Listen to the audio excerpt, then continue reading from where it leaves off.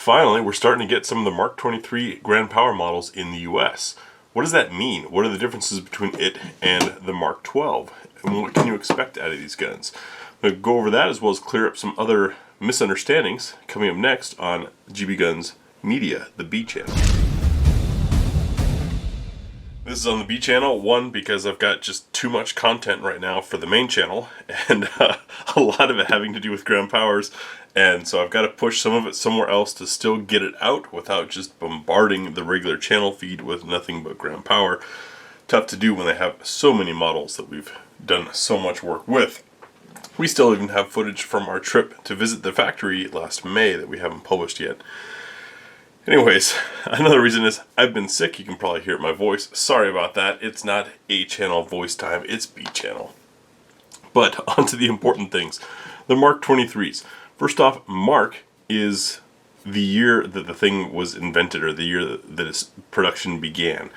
The Mark 23s released in 2023. The Mark 12s released in, you guessed it, 2012. There's been some confusion on the internet I've seen so far of people thinking that this is the Mark 23 and this is not, or that these are the two Mark 23s. No, it's a whole generational change. So everything from the P11, the Qs, the 22 models, all of that stuff is getting a generational update to it. It's just these two are the only two that we have in the US right now. What's the difference between these two? Well, this is the match, and the stainless steel chassis that is inside all Grand Powers is extended out to this full-length dust cover, which is railed. This is adding about 5 ounces of weight compared to a Mark 12 X-Calibur, all on the nose. That's going to make for a much flatter shooting gun. This is what we previewed when we went to Slovakia, but I just want you to understand that the match is its own specific different model. It's the flagship of the flagship, if you will. They, I believe, had existed previously. We just didn't have them in the US. It's sexy. It also costs a bit more, but there's a bit more machining involved. It's a little more complicated to make, as you can imagine, because that's all one hunk of steel from here to here, all from billet stainless. I've seen them make it. It's freaking fantastic. Alright, on to what the 23 means. These guys right here I know are going to make a lot of recreational and competition shooters happy in the US. Optics plates. Now, optics compatibility is on the Mark 23s, however it is not necessarily a Mark 23 integration. You'll see a model number CO, or the CO being put in the model name, this being a Mark 23 X-Calibur CO. The COs are the ones that are optics ready. I don't know if non-optics ready models will exist or will be brought in, but just know that there is a difference here. Grand Power has dozens and dozens of different models, so if you're excited about optics readiness, make sure you get that. These two plates are included. They are made of steel, and as you can see, the article over on gbgunsdepot.com has got a little bit better imagery for this, but you can see how deep that cut is and how relatively thin the plate is. Should make for a nice deep-seated optic, however you will be losing your rear sight. Now, another major update that's going to make American consumers happy, I know a lot of people have asked about it, has been a texture change.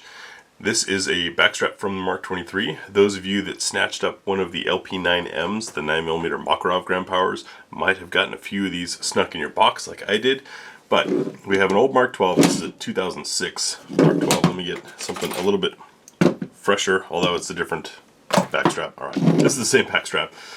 You can see the pattern follows exactly the same.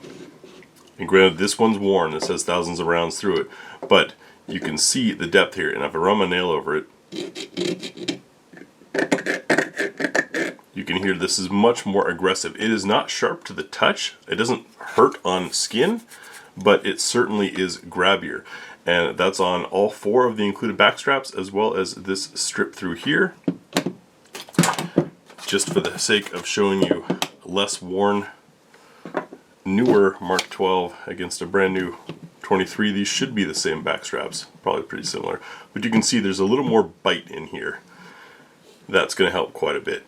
A little Easter egg in here, not necessarily a functional change per se, but the Mark 12 hammer has been replaced with this design, which is reminiscent of what I believe they were the Mark 6s, the first ones that were imported to the US by STI back before they became Staccato, long back in Graham Power's US exposure, but kind of a cool retro throwback there.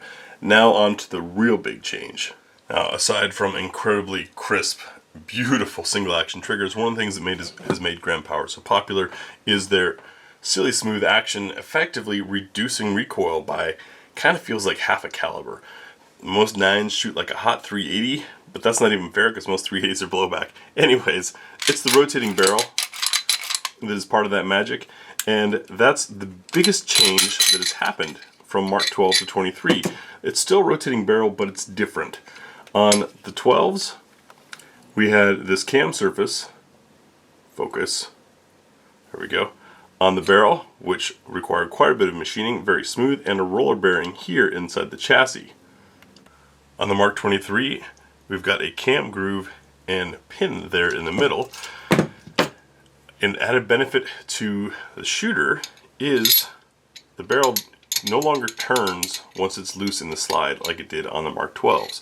It locks into a groove and can only rotate up here where it's locking and unlocking for the point of firing. Cool little Easter egg for AK buddies. Tell me that groove and that head doesn't look a little bit like an AK bolt. Now, as a result of this and using this lug to locate inside of the slide, etc., we don't have the fluted barrel anymore, so we do have a reduced weight of the barrel. How that's going to impact things shooting, we'll have to get to the range and shoot them side by side, but it's still a rotating barrel, it's just a new system. Watch for our range reviews coming hopefully soon as we get out to the range and not only do our conventional tests with these, of course, but also do some side-by-side between the 12s and the 23s and between the 23 X-Calibur and the 23 X-Calibur match, and then we'll wait for more Mark 23s to become available in the US and give you side-by-sides there. Now, we did get a chance to shoot some of these on our trip to Slovakia last May. However, as some of you have noted in the footage from that, we were jet-lagged, we were tired, maybe a little hungover, shooting inside a converted fallout bunker with NATO spec ammunition. Not exactly the same conditions that we normally evaluate guns in here at home. And so our impressions and even our shooting performance there, I don't think is representative of the gun. Certainly not fair to compare it against how we've done with other guns while feeling fully refreshed and not jet lagged, etc., etc. So when we get to the range, that's when you guys can expect to see the real reviews of these. Tabletop and range reviews will be coming, as well as full write-ups. If you're having trouble finding these, check the pinned comment over at gbgunsdepot.com. We've got links for them. To wrap it all up, with the Mark 23, we've got new texture, we've got a new operating system, we have optics ready with the CO models, a change in the hammer, but everything else is going to be the same. Same magazines, so if you've got existing or can only find magazines labeled as for a K100 or something like that, don't worry, all the 9mm 15 round Graham Power mags are the same. Same ergonomics, same controls are still ambi, all of that. They're easier to put back together as if, well, I admit sometimes it can be a little challenging, but they've gotten even easier. Also in the X-Calibur, the barrel is a little bit shorter now, 4.8 inches instead of 4.99. Does that matter much? I don't know. But we've got some updates to the design all around. If you still want a Mark 12, my advice would be to grab one while you can, because I don't see a reason for them to coexist. I don't see a reason for them to be co-manufactured. So chances are the Mark 12s that are out there are all that is going to be out there. If you've been waiting, snag one. The 23s are likely to be around for a while. Hope this helped clarify some things. Thanks for watching, and we'll see you over on the main channel.